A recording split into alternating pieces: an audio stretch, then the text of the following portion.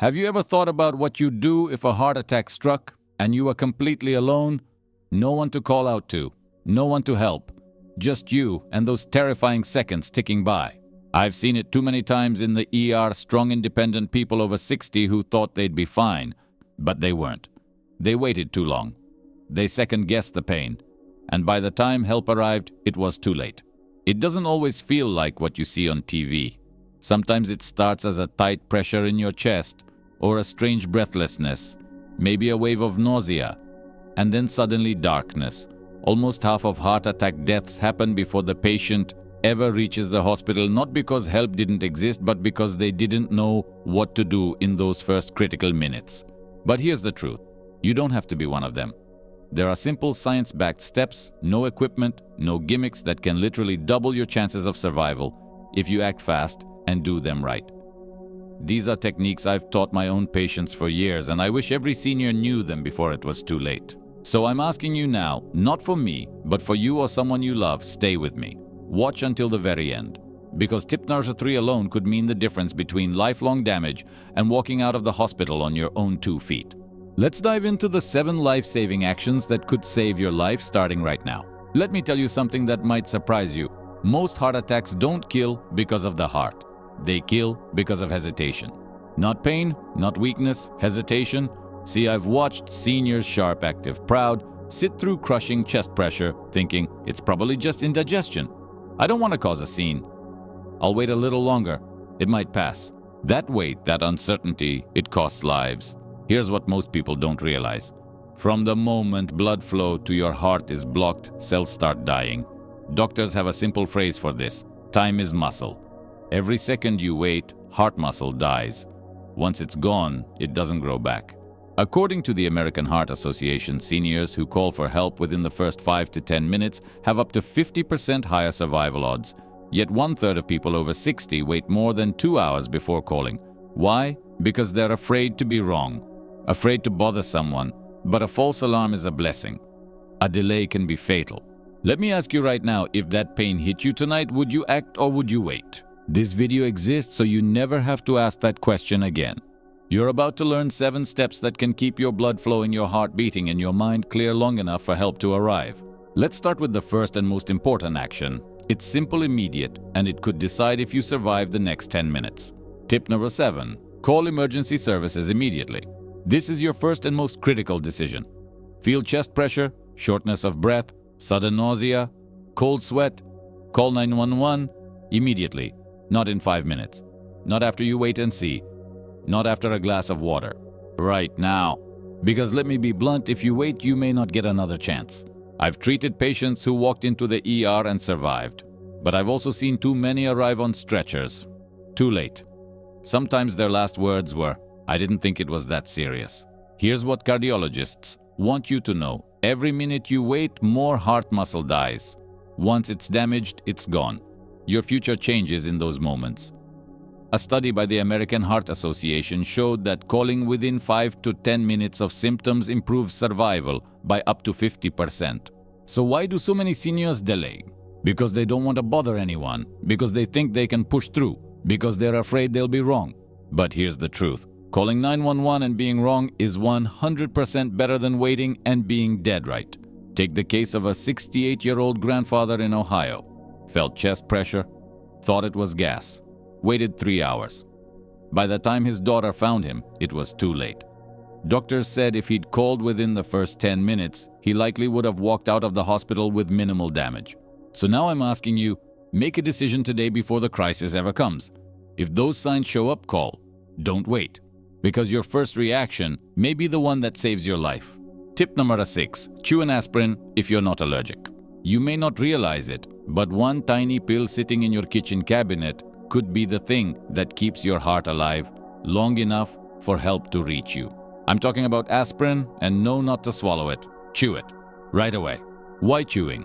Because when you chew, the aspirin enters your bloodstream faster, sometimes within minutes. Swallow it whole, and it can take 10-12 minutes to start working. In a heart attack, that delay could be deadly. Here's what most people don't know. A heart attack is often caused by a clot blocking blood flow to your heart. Aspirin helps thin the blood and prevent the clot from growing, keeping at least some flow going until paramedics arrive. A landmark study in The Lancet showed that taking aspirin during a heart attack reduced the risk of death by 23%. 23% just by chewing one pill. Here's a real story. A retired 70-year-old bus driver in Illinois was home alone when he felt tightness in his chest. He remembered his doctor's advice, grabbed an aspirin, chewed it while calling 911. When paramedics arrived, they said that single move likely prevented severe damage. 2 weeks later, he was back home walking, smiling, and independent. Now imagine the opposite. No aspirin, no call, just silence and waiting. That's a risk we can't afford to take. If you're over 60 and not allergic to aspirin, keep an uncoated 320 phenobarbital tablet somewhere easy to reach by your bed, in the kitchen, in your wallet. Make sure your family knows where it is. Because in a heart attack, that one pill isn't just medicine, it's a lifeline. Tip number 5. Loosen tight clothing and sit upright. When your heart is under attack, every little thing you do either helps or harms. And what many seniors don't realize is that something as simple as your belt or shirt collar could make things worse. Let me explain. During a heart attack, your heart is struggling to pump blood through narrowed or blocked arteries. Now imagine adding tight clothing, a waistband that digs in a shirt button, pressing your chest, a tight bra strap. All of that makes circulation harder when your heart is already on the brink. At the same time, lying down, which might seem like the natural thing to do, actually puts more pressure on your lungs and diaphragm. It can make breathing more difficult, especially if you have pre-existing conditions like COPD or asthma. The smarter moves: sit upright. Loosen anything restrictive: belts, collars, waistbands. Sit in a sturdy chair with your back supported and chest open. Let your body breathe. Let your heart work with less strain. Here's a true story. A 74-year-old woman in Florida was gardening alone when she felt a crushing pressure in her chest. She didn't panic. She sat down on a bench, loosened her apron and waistband, and leaned back with her chest lifted. By the time the ambulance arrived, she was conscious, breathing steadily. Her doctor later said that decision alone may have kept her from collapsing. So remember this: if you feel the signs, don't lie down. Don't curl up. Don't wait to feel better. Sit tall. Breathe slow.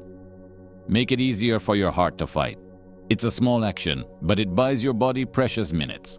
And speaking of minutes, what if you feel faint, like you're about to lose consciousness? That's when tip number 4 might just keep your brain alive until help arrives. Tip number 4. Cough strongly if you feel faint. It sounds odd, maybe even a little silly, but coughing could actually save your life. Yes, coughing. If you feel yourself getting lightheaded, your vision starts narrowing. A wave of dizziness or faintness rolls over you during chest pain. Cough. Hard. Deep. Repeatedly. Doctors call it cough CPR.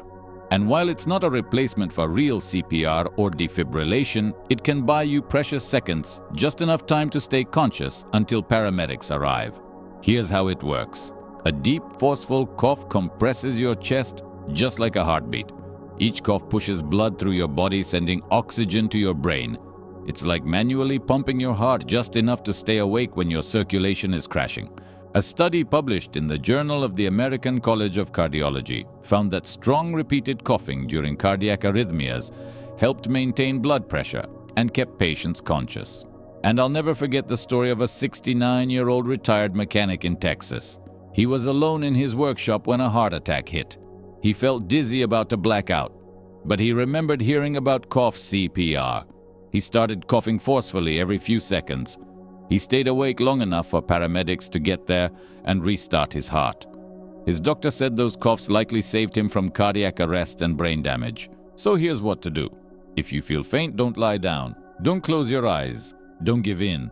Instead, take a deep breath. Cough hard, like you're clearing your lungs. Repeat every 2-3 seconds. It's not magic. It's not myth.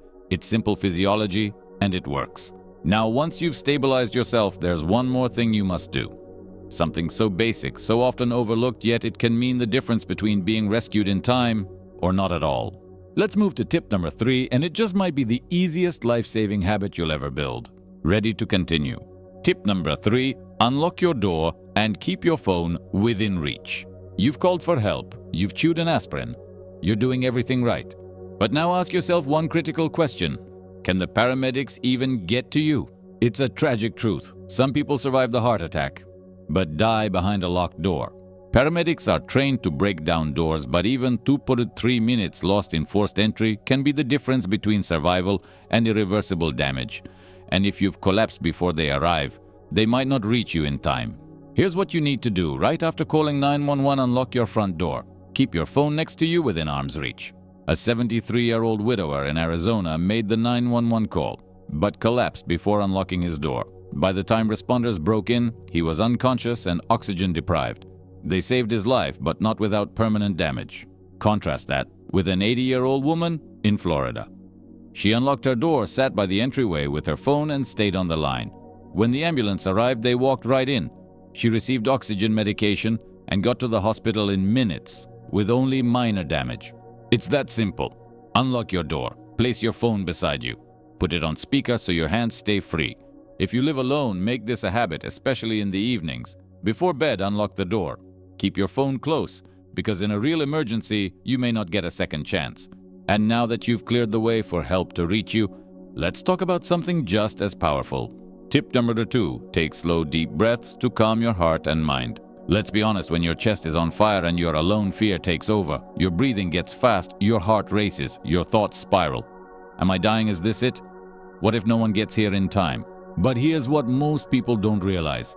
Panic doesn't just scare you, it physically makes the heart attack worse. Your body goes into fight or flight mode. Adrenaline floods your system. Blood pressure spikes. Your heart, already starving for oxygen, is forced to pump harder. That's a recipe for disaster. But you can interrupt this spiral. Right now, with one of the most powerful tools, you already have your breath. Studies published in the Journal of Cardiopulmonary Rehabilitation and Prevention show that slow, deep breathing reduces heart rate, lowers blood pressure, and improves oxygen delivery to the brain and heart even during cardiac distress. Here's how to do it. Sit upright. Place one hand on your belly. Inhale slowly through your nose, feel your belly rise. Exhale gently through pursed lips like blowing through a straw. Aim for 6-8 breaths per minute. Slow, controlled, deliberate. One 76-year-old retired nurse from Michigan survived her heart attack this way. She felt the crushing pressure. She was alone. She wanted to scream, but instead, she focused on her breathing, deep and slow out. By the time paramedics arrived, she was weak but fully conscious, and her doctor told her, "Your calmness saved your heart." Deep breathing won't cure the attack, but it gives your body a fighting chance. It calms your nervous system. It slows the damage. It keeps your mind steady. And that's what survival is, staying steady in the storm. Now there's just one final habit, the hardest for most people, but the most powerful survival move of all. Tip number 1, stay as calm and still as possible. When a heart attack hits, your instincts will scream, get up, move around, try to walk it off, do something, anything. But let me tell you something I've learned after 30 years in emergency medicine, that instinct can be deadly. Here's the truth. Every step you take forces your heart to work harder. Every movement demands more oxygen, and during a heart attack, your heart has almost none to spare. So the most powerful thing you can do is nothing. Stay still. Stay calm. Breathe. When you lie still and control your breath, you give your body its best chance to survive. You keep oxygen demands low, you reduce the risk of triggering arrhythmias, collapse, or worse. A clinical study in the European Heart Journal found that seniors who remained still during a heart attack had fewer complications and higher survival rates than those who moved around or panicked. Here's the story of a 71-year-old farmer in Nebraska. He was fixing equipment when pain hit him like a hammer. He wanted to climb the ladder to grab his phone but stopped himself. Instead, he sat down, stayed put, and called for help from where he was. Paramedics later said his stillness likely prevented his heart from failing completely. So when it hits, remember this mantra: I've called for help. My only job now is to stay still and breathe. Every second you stay calm buys time. Every breath you take without panic keeps oxygen flowing. Every moment of stillness reduces the load on your struggling heart. Think of your heart like a fragile engine running on fumes. Stillness keeps it from burning out. Now you know all 7 life-saving actions. You've got the map. The next question is, will you remember it when it matters most? Let's tie everything together so that this knowledge becomes second nature. Shall we move to the final section, the action plan? Let's be honest. Knowing the 7 steps is one thing, but living them, remembering them and acting on them when it matters most, that's what turns information into survival. So here's how you make it automatic. Start with your mornings. When you wake up, don't just reach for coffee. Reach for certainty. Make sure your phone is charged and within arm's reach. Don't leave it across the room or worse, in another one.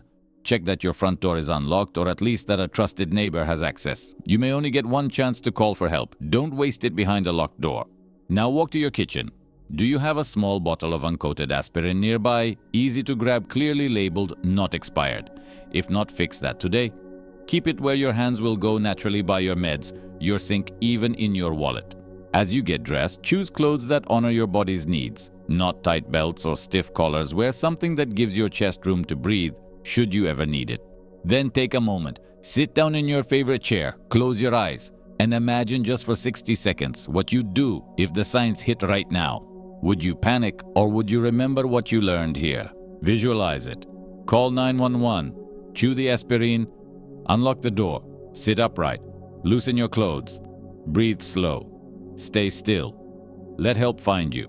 Practice this mental run-through every day, just like brushing your teeth. You're not just going through motions, you're training your survival instinct.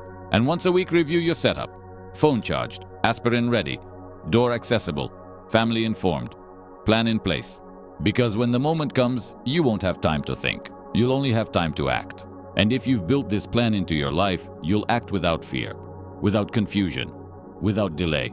5 minutes a day. That's all it takes. To be ready, to stay alive, to give yourself the chance to see tomorrow on your terms. Let's not wait for crisis to become clarity. Let's prepare now, because knowledge only saves you if it lives in your hands, not just in your head.